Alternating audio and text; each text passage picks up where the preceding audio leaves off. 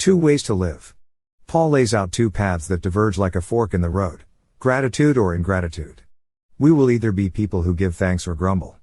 In Romans 12, Paul begins this new section, Rom. 12-16, by picking up his own language from Romans 1:18-32 to contrast followers of God to those who reject God. Thanksgiving is central to this comparison.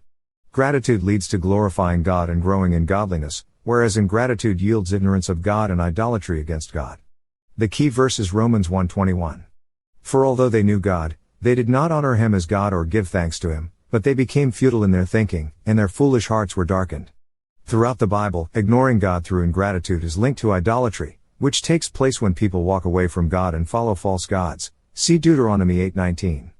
In contrast to the ungrateful in Romans 1, Chapter 12 helps us see how God's followers choose gratitude as an avenue of worship and a path to obedience. Paul's language of living sacrifice, 12:1, is an act and response of gratitude. It draws on the thanksgiving offering, or sacrifice, from Israel's religious life and worship, Leviticus 7:11-16. The Old Testament thanksgiving offering transitions into a living sacrifice in the New Testament. We no longer offer animals, grains, spices, oils, or flowers. We offer ourselves. Our living sacrifice is a grateful offering. Rather than offering ourselves to the world, we present ourselves to God. Rather than having a corrupted mind that suppresses the truth of God by failing to give thanks, we renew our mind with truth by acknowledging God through thanksgiving. Ingratitude comes from idolatry and creates more idolatry, whereas worship arises from gratitude and produces more gratitude. Which cycle do you want to get stuck in? In Romans 1, we see the person who rejects God.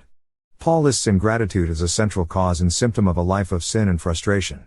But in Romans 12, for the person submitted to God, gratitude governs their whole life. There are two ways to live, grateful or ungrateful. Choose gratitude today by saying no to grumbling and yes giving thanks. But God shows his anger from heaven against all sinful, wicked people who suppress the truth by their wickedness. They know the truth about God because he has made it obvious to them. For ever since the world was created, people have seen the earth and sky.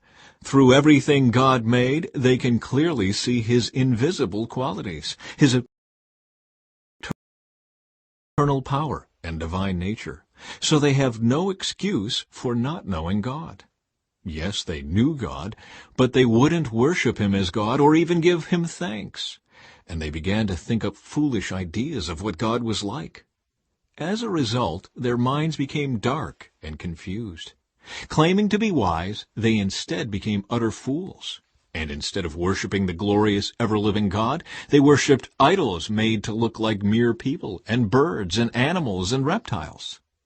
And so, dear brothers and sisters, I plead with you to give your bodies to God because of all he... Let them be a living and holy sacrifice, the kind he will find acceptable. This is truly the way to worship him. Don't copy the behavior and customs of this world, but let God transform you into a new person by changing the way you think. Then you will learn to know God's will for you, which is good and pleasing and perfect.